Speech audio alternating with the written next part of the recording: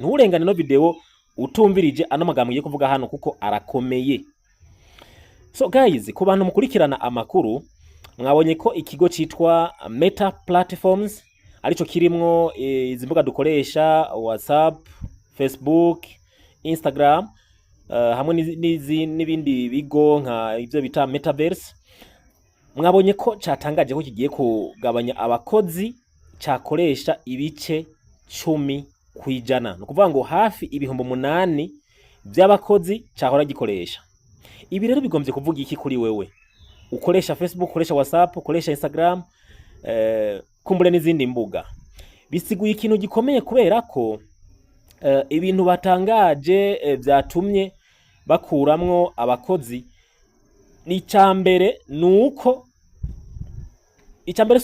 suko babuze amafaranga yo kubahemba. Oya, ahubwo nuko hari izindi nguvu ziriko zirashigwamwo mu isi ya none, kandi izo nguvu zikaba zikomeye cyane. Abenshi murabona ikintu citwa AI, no kuvuga ngo Artificial Intelligence canke Intelligence Artificielle mu Kirundi bivuga ngo ubwenge bw'ubukorano. Bivuze ngo rero kino kigo Méta Platforms gihurikiye mu izi mbuga zose dukoresha, harimo n'izindi ziko ziravuka zijanye n'ibintu bya Metaverse, cashimye gushira inguvu mu ikoranabuhanga ry'ubwenge bukorano. Ibi rero nkawo ukoresha Facebook n'izindi mbuga zigiye zitandukanye, bikwiye kuguha icigwa. Birashoboka yuko ukora akazi kagiye gatandukanye.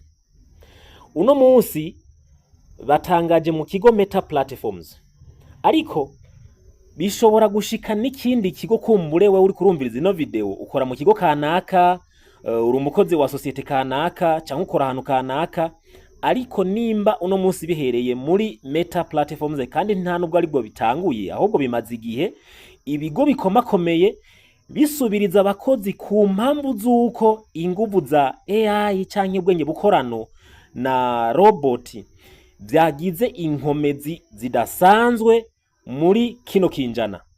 Rero bivuze ngo kwiye kwibaza ikibazo, kicara ahantu kibaza ikibazo ukavuga ngo burya kano kazi nkora, uno mu boss wanje, bino bintu nkora, ubwo nta bot ishobora kubikora, nta robot ishobora kuba yonsubirira, ubwo nta AI Artificial Intelligence ishobora kuba yonsubirira anytime. Wicara ahantu wibaza ico kibazo, ni wasanga inyishu ari oya, ucubandanye ukora ako kazi n'umutima utuje. Mugasanga inyishu ari ego, irashobora kunsubirira, ndashobora gusubirirwa na robo canke ndashobora gusubirirwa na AI.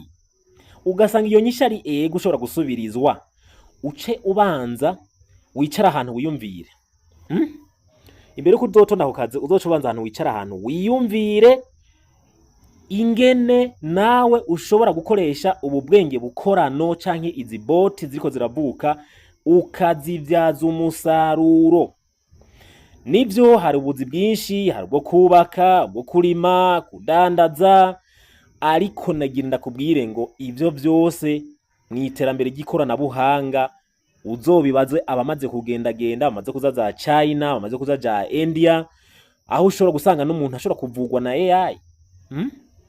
Kuvuga ngo biteye ubwoba, ariko kandi niterambere ridasanzwe kuri wewe ufata umwanzuro. Kuri babantu badasoma, batumviriza gahita, ni kibazo gikomeye cyane. Inyuma y'imyaka 5 bishobora kuba ibintu bidasanzwe. Ndibuka ko ni mu mwaka uheze ndiko ndavuga ikintu ca ISO 20020. ISO 20020 ni norme nshasha isi yose iri kirisunga mu guhuza ibihugu canke mu guhuza amabanki centrale canke amabanki yose ku isi agashobora guhura mu guhana amakuru yo gutuma donc yo kwakira amafaranga canke guhana amafaranga. Bivuze iki rero? Ejo hahise niba atari rya ejo nibwo nabonye Banque de la République du Burundi BRB ishize ahabona ico bise Burundi Pay. Burundi Pay rero ngo nokuvuga iki? Bishobora gushika umuntu agahora kubwira ngo amafaranga ntayo narungitse kubera ni muri weekend, amafaranga ntayo narungitse kubera nacerewe natunze umurongo muremure muri banki, ariko avec Burundi Pay donc iyi system canke iyi platforms iyi platform Banki de la Republique du Burundi yashize ahabona ushobora guha amafaranga umuntu uwo ari we wese ukoresheje Burundi Pay.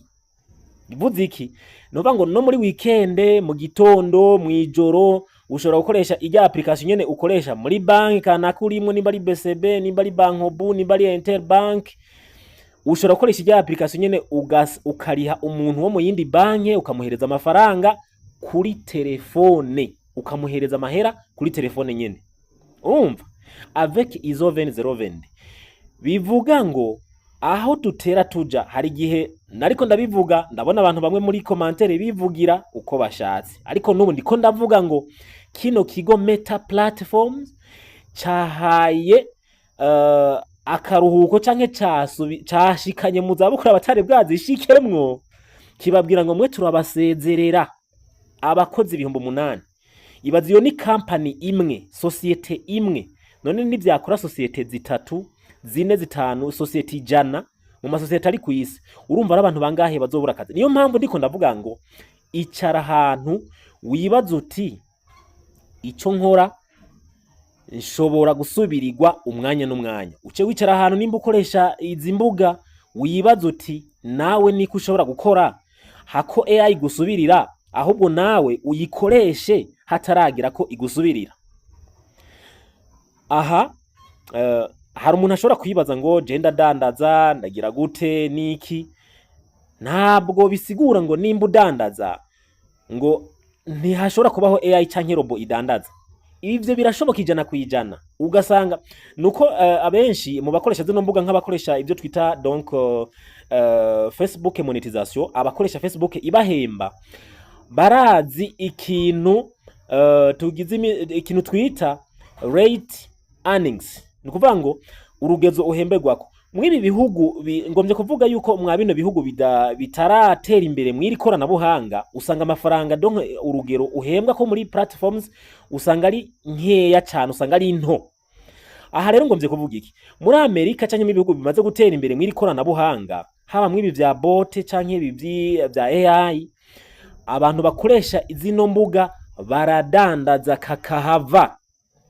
Baradandaza n'ivumbi rigatumuka. Ni naco gituma rero ngaha hantu humve neza usanga abantu, umuntu ari muri Amerika, ari muri Bwongereza, mu Faransa n'ibindi bihugu biteye imbere nka za Canada, usanga wewe mushobora kuba mufise aba followers bamwe, mugabo ugasanga mufise na views zingana, ugasanga wewe yinjije $500 y'amadolari, we nawe winjije $10 10 canke 5. Kubera iki rero? Ahangarutse kuri babandi bava ngo baradandaza, kubera bobo zino mbuga barazubaka.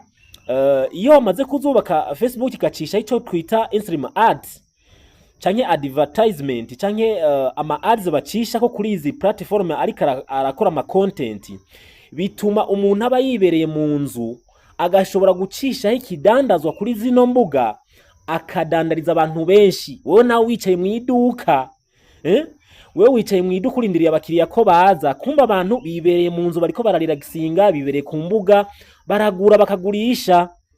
Ico ngomvye kuvuga rero ngaha, nta kintu na kimwe gikoregwa kuri tele gisigaye kitoshobora gukoregwa ku mbuga ngurukana bumenyi. Avec rino koranabuhanga ryo rigiye kuza canke riko riraza ryamaze no kudushikamwo. Ngira ngo murabona aha kuri Facebook hari ahantu handitse marketplace. Ahantu handitse marketplace nahi wawe. Hari abantu baguma bavuga ngo jewe ngo igihugu ndimwo nicemeye monetisation, simbona ukuntu kunyuza amafaranga kuri Facebook, niwe utarabishaka, utarabishiramo inguvu, cyangwa utarafata umwanya ngo usome wige umenye ngo Facebook niki ikora gute, ni gute no kunyuza amafaranga mu nzira zigiye zitandukanye. Aha wewe ukoresha Facebook cyangwa ukoresha urundi rubuga rwo rwose, avec rino koranabuhanga rya AI, ndaguhanura impanuro iyi imwe, ubaka urubuga rwawe uruduze. Ivyo gukora byo kwinjiza amafaranga uretse na monetisation ni byinshi. Ndavuga icambere kwiri koranabuhanga, nariko ndavuga mu ivyo bihugu byo muri Amerika, abantu badandaza bari mu nzu bagakora ico twita network marketing. Network marketing ni ikintu gikomeye canke digital marketing.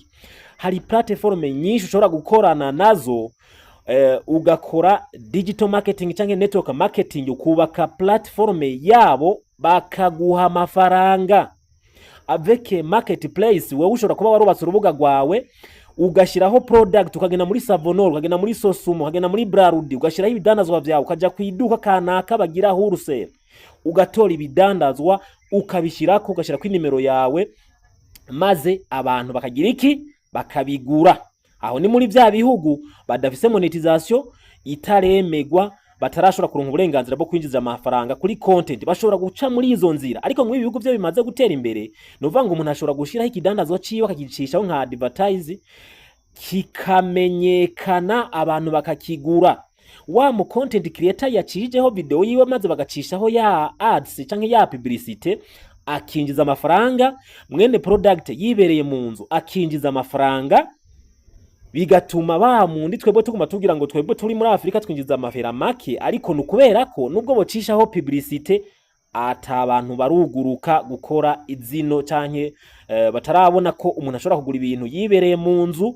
Abari muri Amerika barabizi canke muri za Canada barazi ko ushobora kugura ikintu uri mu nzu mu minota mike kikaba kiragushikiriye. Mu bya logistique byo byose urumva ko arakazi gaca kabashene. Hari umuntu abayinjiza amafaranga akora logistique, hari umuntu yinjiza amafaranga dandaza product, hari umu content creator yinjiza amafaranga kuri Facebook kubera advertisement.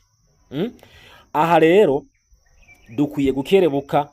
Hari ibintu vyitwa digital marketing, nivyo ngiremereze ko digital marketing, hari network marketing, hari abakora ama product gatandukanye. Ushobora kugenda kuri company kora product zitandukanye, abadana zisima mugize imisi mubona ivyo bita ngo superbat, murabona rya yamamaza ko ari yamamaza rikomeye ridasanzwe, kandi ndanabakeza bo muri superbat.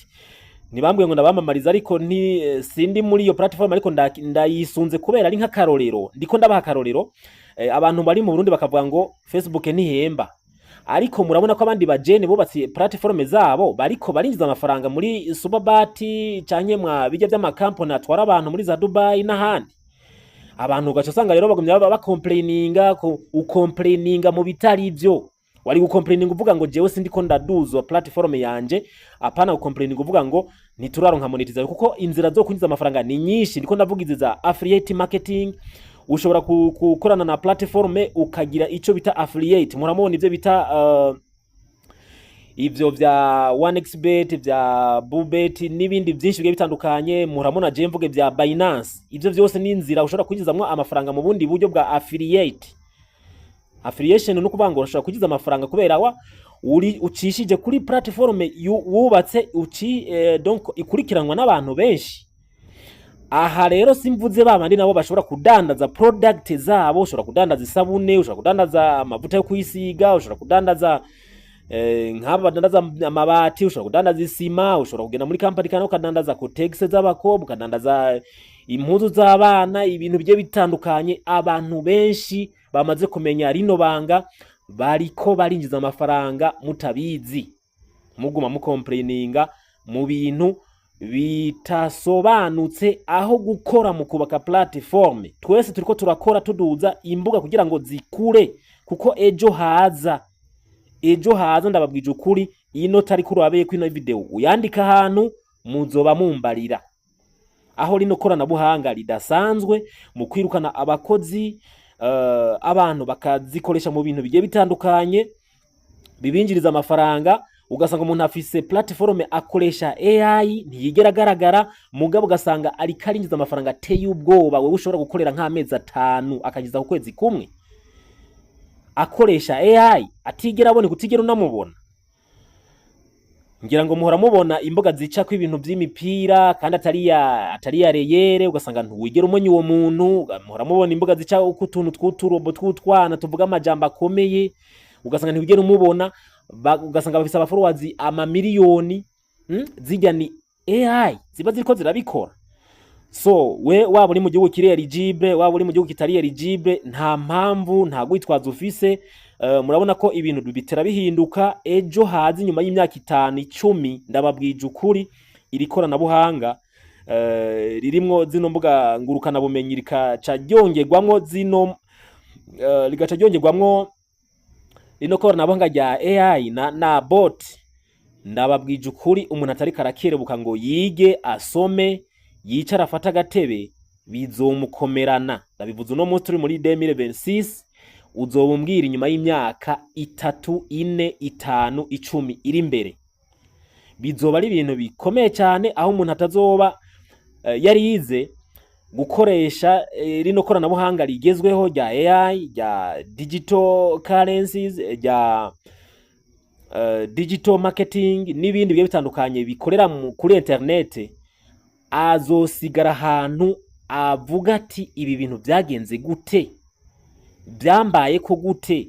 Amashure ni meza, kwiga ni byiza kandi ni navyo bidufasha kumenya gukoresha rino koranabuhanga. Utize nta usanga byinshi bigusiga kubera ko ibyinshi nubwo hari abagerageza gushira mu ndimi kavukire z'ibihugu kanaka bigiye bitandukanye, ibyinshi biri mu ndimi, ariko hampande yuko kuminuza, hampande y'ivyo kurobona menga biraguha amafaranga menshi, iga kumenya kujana n'ibigezweho kuko isi igenda ihinduka.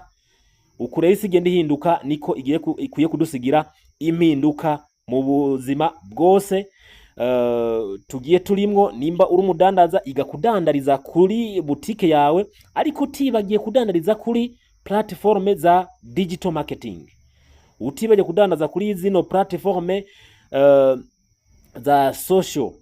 Izi ziriko ziraja mu mpinduka ikomeye cyane, niho isi kiragana, niho isi kiraja. Reka ndagushimire wowe wasoboye kuba gukurikirana no video ukagira ku mpera. Ndakwibutsa ko ushobora kudukurikira ku rubuga rwa YouTube Never Give Up TV Info. Ushobora kuzoza ubona amakuru agiye atandukanye avuga ko ibi byose twadondaguye hano. Reka ndagushimire, ndakwifuriza n'ibihe byiza. Thank you.